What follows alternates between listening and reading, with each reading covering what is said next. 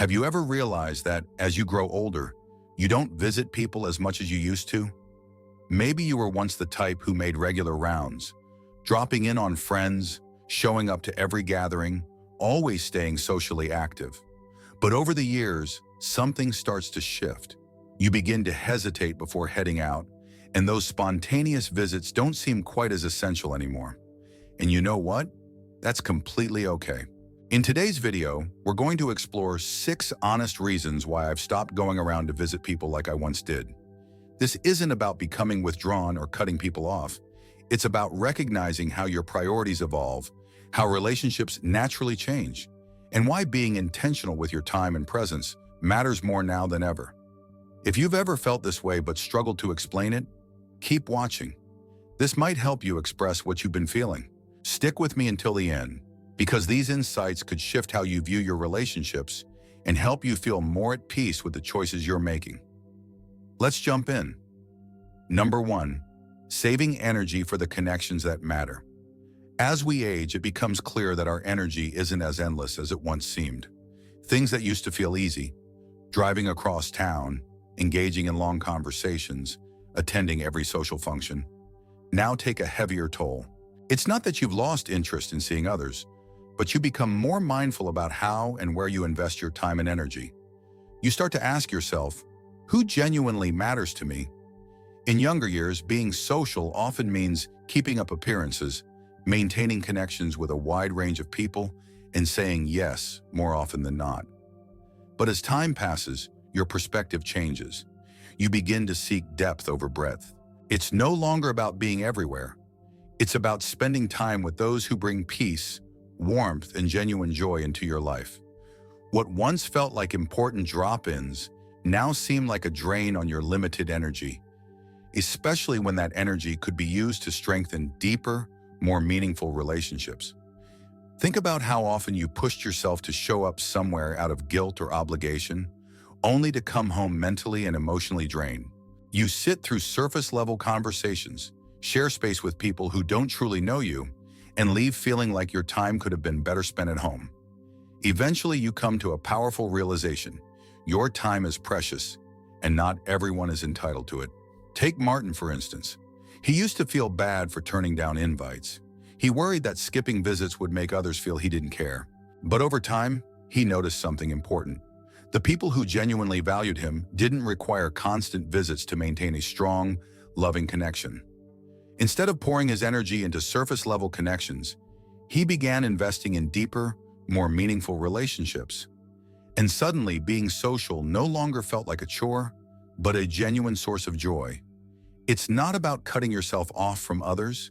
It's about making thoughtful choices. You don't need to attend every gathering or meet with everyone to show you care.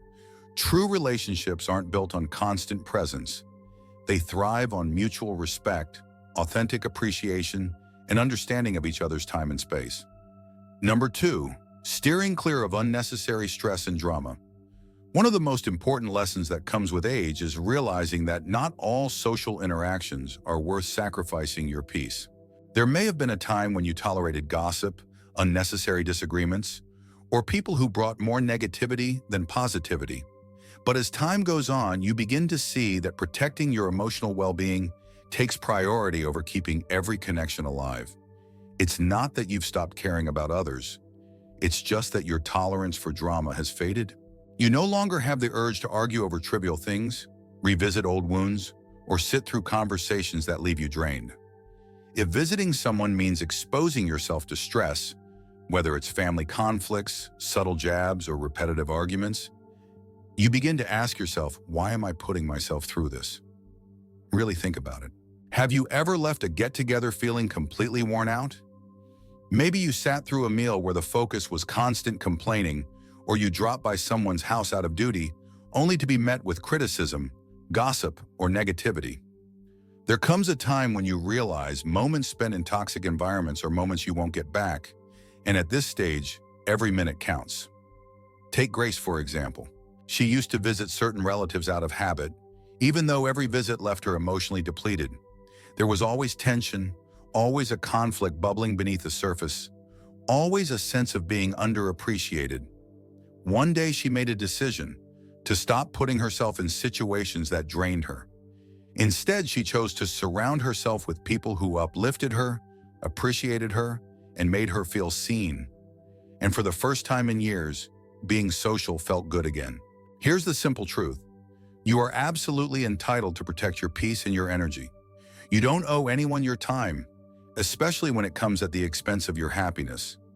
Avoiding unnecessary drama isn't being disrespectful. It's being smart, because the people who truly value you won't expect you to endure negativity just to prove your loyalty. If you're still watching this video and these thoughts resonate with you, drop a number 2 in the comments so I know you're here. And if you haven't already, don't forget to subscribe and turn on notifications so you won't miss any of our upcoming videos.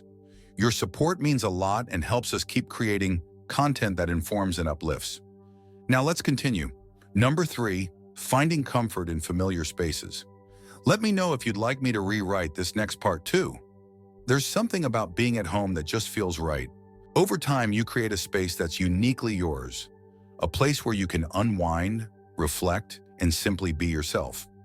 And as the years go by, that sense of comfort becomes even more important. The thought of getting dressed up, driving across town, making small talk, and spending time in someone else's space just doesn't hold the same appeal it once did.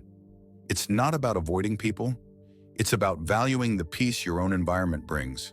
When you're younger, there's often a strong desire to stay busy, chase social events, and seek out new experiences. But eventually you begin to understand that being out and about isn't always better than being in your own space. There's a unique kind of joy in waking up in your own bed, sipping coffee from your favorite mug, and knowing your day will unfold exactly how you want it to. No pressure to entertain, no need to work around someone else's plans, just the simple comfort of living life on your terms. For some, visiting others means navigating spaces that aren't all that comfortable. Maybe their home is too noisy, too busy, or just doesn't feel relaxing. Maybe the chairs aren't as supportive, the environment feels unfamiliar, or you don't feel quite as at ease as you do in your own surroundings. The truth is, as you get older, your physical and emotional comfort becomes more important than trying to meet every social expectation. And if being at home brings you more peace than traveling to visit others, there's absolutely nothing wrong with that. Take Raymond, for instance. He used to feel bad about turning down invitations, but every time he went out, he caught himself watching the clock. The noise, the interruptions, the unfamiliar vibe. It left him drained. One day, he made a decision to stop going out just to be polite. Instead, he started inviting others to visit him when it worked for him. And for the first time in a long while, socializing felt enjoyable again, not like a chore. There's a reason your home feels the way it does, because it's tailored to you. It's where you feel secure, where your favorite things live, where you can move through the day without having to adjust for anyone else. Choosing to stay in more often isn't about shutting the world out. It's about honoring the space you've built and the peace it gives you. Now let's touch on something that tends to come naturally with age. Recognizing that not every relationship needs to be constantly maintained. Number 4, valuing quality over quantity in your social life. The more friends you have, the more events you're invited to, the fuller your calendar appears, the more socially connected you feel. But as you grow older, you begin to understand that true satisfaction doesn't come from how many people surround you. It comes from the quality of the relationships you maintain. Rather than going out of their way just to socialize, many older adults choose to pour their time and energy into fewer but more meaningful connections. At this point in life, superficial friendships lose their appeal. You're no longer seeking approval, trying to impress others, or holding on to relationships that don't bring real joy. The people who genuinely matter don't require constant contact to stay close. There's an unspoken understanding that friendship isn't about how often you're present. It's about showing up in the ways that truly count. Think about the number of casual acquaintances you've had throughout the years. People you spent time with out of habit, convenience, or social pressure. Now ask yourself, how many of them truly enriched your life? If your answer is very few, then it's easy to see why, as you age, the need to keep up with everyone fades. The friendships that stand the test of time aren't built on convenience. They're built on real trust, mutual respect, and appreciation. Let's consider Evelyn, for instance. She once felt the pressure to stay connected with everyone, making phone calls, planning get-togethers, always trying to stay on people's radar. But over time, she realized something. The ones who truly cared didn't need constant updates or check-ins. She began to prioritize the relationships that felt natural, the ones where she could go weeks or months without talking and still feel that closeness. Suddenly, her social life stopped feeling like a responsibility and started to feel rewarding again. Choosing quality over quantity doesn't mean isolating yourself or cutting ties. It simply means putting your energy into the connections that lift you up and gently stepping away from those that no longer do. It's the realization that real friendship isn't measured by how often you see each other, but by how deeply you connect when you do. If you're still watching this video and these reflections are resonating with you, drop a number 4 in the comments to let me know you're here. And if you haven't subscribed yet, go ahead and hit that button and turn on the bell so you don't miss any upcoming videos. Your support helps us continue sharing content that informs, encourages, and inspires. Now let's continue. Number 5, a shift in priorities and deeper self-reflection. As time passes, you begin to see life through a new lens. The things that once felt urgent, staying socially active, being visible, always being part of the crowd, begin to lose their grip. Instead, your attention turns inward. You start focusing on what brings true fulfillment. You understand that your time is precious, and you begin making decisions based on what gives you peace, purpose, and real happiness. For many older adults, this shift in priorities means that visiting others simply out of routine no longer feels essential. Rather than filling time with activities that no longer bring satisfaction, there's a growing appreciation for self-care, inner growth, and the simple joy of living in the moment. Some find peace in reading, others in rediscovering hobbies they never had time for, and some in simply sitting quietly at home, reflecting on the journey they've taken. Think about it. How many times have you done things purely out of habit rather than true interest? In your younger years, you may have felt obligated to say yes to every invitation, meet social expectations, and constantly stay busy. But now you have the choice to approach things differently. You can focus on what truly brings you joy, whether that's quiet time alone, cherished moments with loved ones, or just soaking in the calm that comes with growing older. Let's take Samuel, for example. He spent much of his life being highly social, always at events, always showing up. But as time passed, he discovered that solitude brought him more comfort than the constant pull of social interaction. He began taking daily walks outdoors, finally read the books he'd put off for years, and reflected deeply on what genuinely made him happy. Rather than pushing himself to visit others just to maintain appearances, he embraced the idea that solitude doesn't equal loneliness. It means owning your time and choosing peace. This change in priorities isn't about distancing yourself from others. It's about honoring what feels right for you. It's the realization that these years are best lived not by following old routines, but by embracing what brings meaning, comfort, and contentment.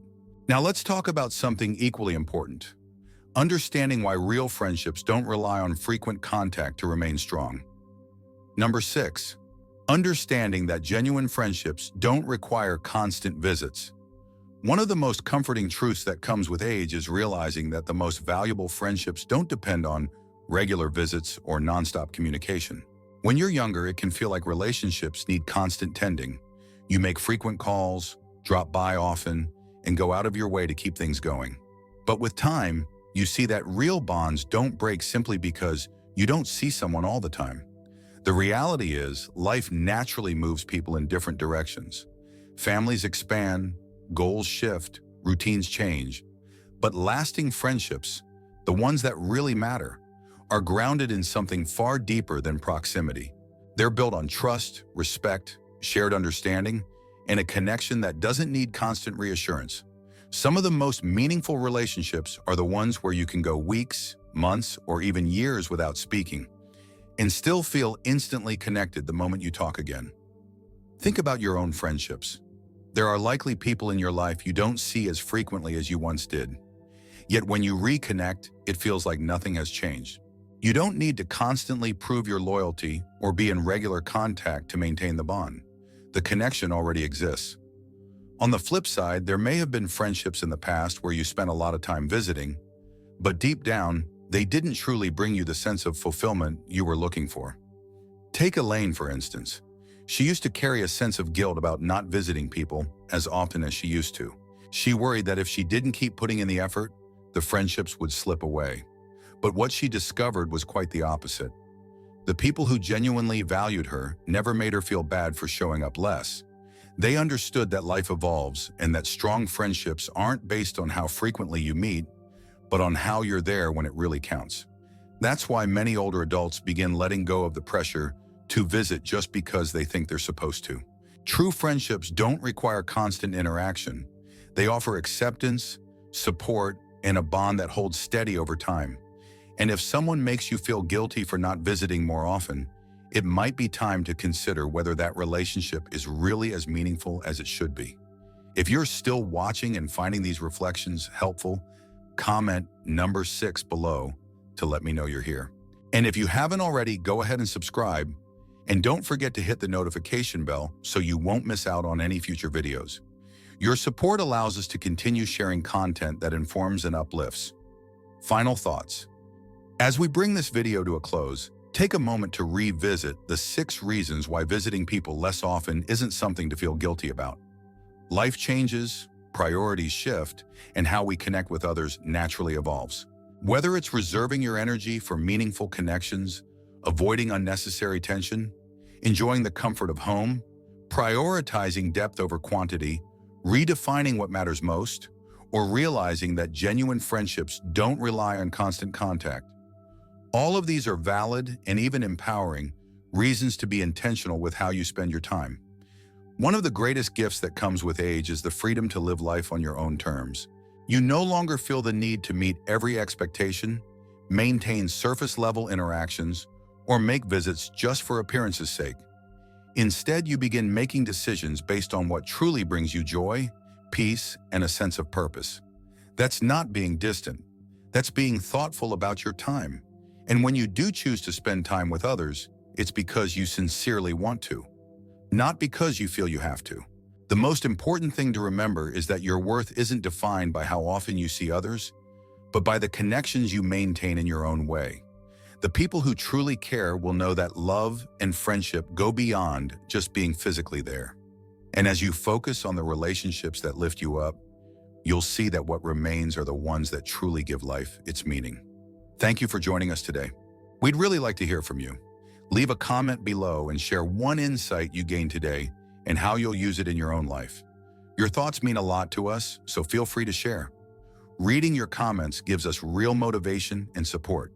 If you liked this video and found it useful, please like, subscribe, and share. Your support helps us keep making helpful content to encourage and inform you.